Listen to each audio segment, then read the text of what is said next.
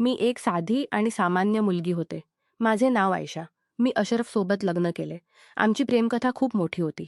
10 वर्षे. 10 वर्षे मी त्याच्या प्रेमात होते. लहानपणापासून शाळेत असतानाच मी त्याला आवडायला लागले. मी डिप्लोमा पूर्ण केला आणि एका वकिलाच्या ऑफिसमध्ये काम करायला लागले. मी कामात हुशार होते. ती वकील मला खूप चांगली वागत होती आणि नेहमी म्हणायची की तुला तुझ्या अशरफसोबत लग्न व्हावे अशी मी प्रार्थना करते. माझ्या कुटुंबाला पटवण्यासाठी खूप कष्ट पडले. अशरफचे वडील म्हणायचे की मी त्यांच्यासाठी योग्य नाही, माझे घर त्यांच्या घराशी जुळत नाही. पण मी त्याला सोडायला तयार नव्हते. शेवटी त्यांनी मान्य केले आणि अशरफने माझ्याकडे प्रस्ताव ठेवला. ती क्षण माझ्या आयुष्यातील सर्वात सुंदर क्षण होते. त्याची अंगठी माझ्या बोटात घातली आणि आम्ही साखरपुडा केला. साखरपुड्यानंतरही त्याच्या कुटुंबासोबत काही अडचणी आल्या, पण आम्ही सर्व पार केले. 5 वर्षे साखरपुडा चालला. कितीतरी वेळा आम्ही जवळ वेगळे व्हायच्या स्थितीत आलो, पण आम्ही एकत्र राहिलो. लग्नाच्या दिवसापर्यंत मी त्याला जे काही सांगायचे ते सर्व मान्य करत होते. कारण मी त्याला खरोखर मनापासून प्रेम करत होते. अशरफ माझ्यासाठी चित्रपटांतील नायकासारखा होता. तो माझ्यावर खूप लक्ष देत असे. रात्री उशिरासुद्धा जर मी दुखावले असेल, तर तो खाली येऊन क्षमा मागत असे. बाल्कनीतून बघितले की तो खाली उभा असतो. फक्त माझी क्षमा मिळावी म्हणून. तो मला वडील आणि भाऊ दोन्ही वाटायचा. त्याचे प्रेम आणि काळजी इतकी स्पष्ट होती की मी कल्पनाही करू शकत नव्हते की आमच्या आयुष्यात कधी दुःख येईल. लग्नानंतर पहिले काही दिवस गेले. मग मला जाणवायला लागले की मी अशरफला अजून पूर्ण ओळखले नाही. तो पूर्वीसारखा भावना दाखवत नव्हता. 1-2 आठवडेच झाले होते, पण तो पूर्णपणे बदलला होता. मी स्वतःला विचारायला लागले, हा तोच माणूस आहे का, ज्याने माझ्यासाठी जगाला भिडले होते? तो इतका दुर्लक्ष का करतो? म्हणून मी स्वतःला समजावून घेत होते. पण तो पूर्वीही तीच नोकरी करत होता. आता मात्र रिकाम्या वेळेत तो मित्रांसोबत कॉफी हाऊसमध्ये बसायचा, रात्री उशिरापर्यंत बाहेर राहायचा. मी पूर्णपणे विसरली गेले होते. तो माझ्या अस्तित्वाची हमी घेत होता, की मी त्याची बायको आहे आणि घरात आहे, तो आला की मी मिळेनच. 6 महिने मी असेच स्वतःला समजावत राहिले, पण आता मला गुदमरले जात होते. मानसिक थकवा येत होता. मी त्याला अनेकदा सांगितले, "अशरफ, जेव्हा तुझा वेळ मोकळा असेल, तेव्हा माझ्यासाठी थोडा वेळ काढ. पूर्वी तू मला मोबाईलवर खूप बोलत होतास. आता का बोलत नाहीस?" तो म्हणाला, "तू आता माझी बायको आहेस." फोनवर का बोलायचे? मी म्हणाले, पूर्वी साखरपुड्यातही तू बोलत होतास. आता मी घरात असते आणि तू बाहेर. तुझा रिकाम्या वेळ मित्रांसोबत जातो. तो म्हणाला, माझे मित्र माझ्या आयुष्यात खूप महत्वाचे आहेत. तू हे जाणतेस. मी सांगत राहिले पण तो ऐकत नव्हता.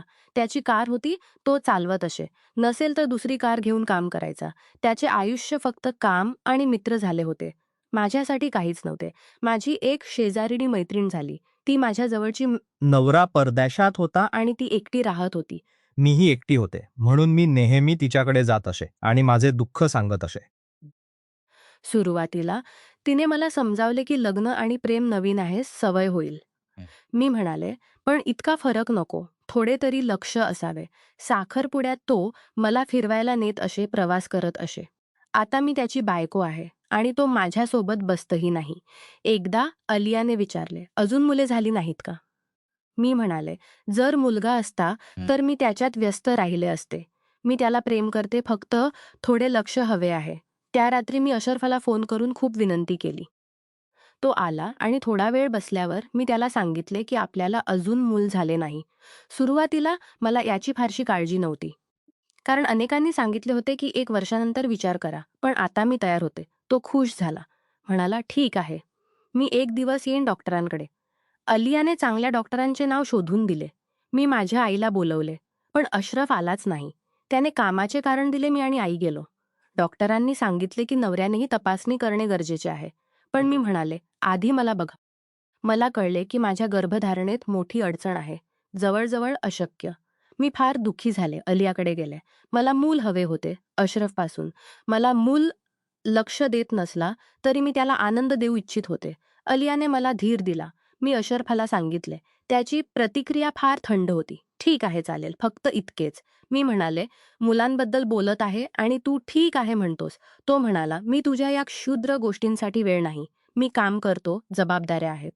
तू घरात बसतेस, तुझ्याकडे काही काम नाही. स्त्रियांच्या मनात फक्त असेच असते. मी म्हणाले, मी फक्त गोड शब्द, थोडी काळजी, माझ्या भावना समजून घेण्याची अपेक्षा करते. तेही जर जास्त असेल तर मी रिकामी स्त्री आहे का? तो म्हणाला, "हो, स्त्रियांच्या डोक्यात काहीच नसते." मी फार दुखावले. मी त्याला प्रेम करत होते आणि त्याला माझ्या भावना समजत नव्हत्या. महिने गेले. आमच्यात शारीरिक संबंधही जवळ संपले. मी स्वतःला सजवून, सुगंध लावून प्रयत्न केले, पण तो लक्ष देत नव्हता. मला वाटायचे की त्याच्या आयुष्यात दुसरी स्त्री आहे, पण मी काही पुरावा सापडत नव्हता. तो खूप सावध होता. अलियासोबत माझी मैत्री वाढत होती. तिचा नवरा दूर होता आणि तिचेही आयुष्य रिकामे होते. तिचा मुलगा शांत होता. मी तिच्याकडे जाऊन दुःख सांगत असे आणि ती मला सांत्वन करत असे. एकदा तिने अचानक सांगितले, "मला स्त्रियांबद्दल जास्त आकर्षण वाटते." मी आश्चर्याने बघितले. ती म्हणाली, "मी नवऱ्यासोबत चित्रपट बघत असताना स्त्रियाला जास्त उत्तेजना वाटायची." मी अस्वस्थ झाले. पूर्वी एकदा तिने मजा म्हणून मला स्पर्श केला होता, तेव्हाही मला वाईट वाटले होते. मी स्पष्टपणे सांगितले, "मी माझ्या नवऱ्याला प्रेम करते. जे तू बोलतेस ते मला अजिबात आवडत नाही. ते घृणास्पद आहे." मी सावध झाले, पण तरीही मी तिच्याकडे जात राहिले, कारण मला बोलायला कोणीतरी हवे होते. ती माझ्या नात्याबद्दल सल्ले देत असे. कसे सजवायचे, कसे लक्ष वेधायचे हे सांगत असे. पण अशरफ बदलला नव्हता. 2 महिने त्याने मला स्पर्शही केला नाही. एक दिवस मी पूर्णपणे कोसळले. मी अलियाकडे गेले आणि तिच्या कुशीत रडत होते. मी म्हणत होते, "मी वाईट आहे का? तो मला का असे वागवतो?" मी सर्व काही केले. त्या क्षणी तिने माझ्याकडे आकर्षण दाखवले आणि आमच्यात शारीरिक संबंध झाले. मी स्वतःला कळलेच नाही. मी थकलेली होते, दुःखी होते आणि नवरा दुरावला होता. जेव्हा सर्व संपले तेव्हा मला भयंकर वाईट वाटले. मी घरी आले आणि सकाळपर्यंत रडत राहिले. अशरफ कामासाठी निघाला आणि त्याने माझ्याकडे लक्षही दिले नाही. त्याला वाटले की मी फक्त त्याच्या दुर्लक्षाबद्दल रडते आहे. मी स्वतःवर खूप रागावले. मी सामान्य स्त्री होते. मी कधीच असे काही अनुभवले नव्हते. नवऱ्याच्या दुर्लक्षामुळे मी इतकी मोठी चूक केली, याचे मला खूप दुःख होते. मी अंघोळ केली, नमाज वाचली, अल्लाहकडे क्षमा मागितली. मी ठरवले की अलियाला बोलणार नाही, भेटणार नाही. 1 आठवड्यानंतर तिने फोन केला आणि येण्यास सांगितले. मी गेले. तिला वाटले की आता सर्व व्यवस्थित झाले आहे. पण तिने पुन्हा असेच बोलणे सुरू केले. ती म्हणाली, "तुझ्या नवऱ्याशी फसवणूक करण्यापेक्षा हे चांगले आहे. स्त्रिया एकमेकींसोबत असणे पाप नाही." मी स्पष्टपणे नकार दिला. "हे माझ्यासाठी चुकीचे आहे. मी सामान्य स्त्री आहे. मला असे काही नको." तिने क्षमा मागितली आणि वचन दिले की असे पुन्हा होणार नाही. मी तिला अजूनही मैत्रीण मानत होते. पण नंतर हे पुन्हा पुन्हा घडले. हळूहळू मला ते सामान्य वाटू लागले. मी अशरफसोबत भांडणेही थांबवले. जेव्हा मला काही हवे असे तेव्हा मी अलियाकडे जात असे. जवळजवळ 1.5 वर्ष असेच गेले. मी काहीच विचार करत नव्हते आणि घाबरला. त्या क्षणी मला फार वाईट वाटले. रात्री मला एक विचित्र स्वप्न पडले. मी जागी झाले तेव्हा मनात खूप गोंधळ होता. मी काय करत आहे त्याचे पाप किती मोठे आहे हे मला जाणवायला लागले. मी एका जाणकार स्त्रीचा सल्ला घेतला. तिच्याशी मी पूर्णपणे खरे सांगितले. तिने सांगितले की मी आणि माझ्या शेजारीणी जे करत आहोत ते खूप मोठे पाप आहे. असे पाप जे अल्लाहच्या सिंहासनाला हादरवते. हे खूनपेक्षाही जास्त गंभीर आहे. तिने सांगितले की लगेच यातून बाहेर पडा, शेजार सोडा, घराबाहेर जा. तिने समजावले की दुसऱ्या पापापेक्षा मोठे पाप करून वाचण्याचा प्रयत्न करणे चुकीचे आहे. जर नवरा तुमच्या गरजा पूर्ण करत नसेल तर घटस्फोट घ्या आणि योग्य माणसाशी लग्न करा. प्रेम आहे म्हणून असे पाप करणे योग्य नाही. अल्लाहने प्रत्येक गोष्टीची जोडी पुरुष आणि स्त्री अशीच निर्माण केली आहे. प्राणीसुद्धा असे वर्तन करत नाहीत. जे निसर्ग विरुद्ध आहे ते चुकीचे आहे आणि ते विनाशाकडे नेते. तिने सांगितले की पाप केल्याने माणूस मानसिकदृष्ट्या सुखी राहू शकत नाही. जे अल्लाहची भीती बाळगत नाहीत ते सुखी दिसतात पण आतून त्रस्त असतात. सर्वांनी चूक होते, पण पश्चाताप करून दुरुस्त करणे महत्त्वाचे आहे. मी जे करत होते ते फार गंभीर आणि घृणास्पद होते. मी सामान्य स्त्री होते आणि मला माझ्या निसर्गधर्मातच राहायचे होते. मी पश्चात्ताप केला. अंघोळ केली, शुद्ध झाले, नमाज वाचली, दान दिले आणि अल्लाहकडे रडत क्षमा मागितली. मी अलियाशी सर्व संबंध तोडले. मी अशरफला सांगितले की आपण घर बदलूया. जर अशरफ सुधारला नाही आणि मला त्याच्यासोबत राहणे कठीण झाले तर मी घटस्फोट घेईन. कारण त्याला मूल हवे असल्यास तो दुसरे लग्न करू शकतो आणि मला पुन्हा समस्या नकोत. मी खूप प्रार्थना केली, पश्चात्ताप केला. आता मला थोडी शांती वाटते. अल्लाह माझी क्षमा करेल अशी आशा आहे. मी ही कथा सांगितली कारण जर कुठलीही मुलगी किंवा स्त्री अशा परिस्थितीत अडकल्यास तिने समजून घ्यावे. फरक समजून घ्या. जागरूकता आणि अश्लीलता यात खूप अंतर आहे. कोणीही तुमच्या मनाशी खेळू नये. तुमची निसर्गधर्म मैत्रिणीसोबत तुम्ही वाढलात ती बदलू देऊ नका.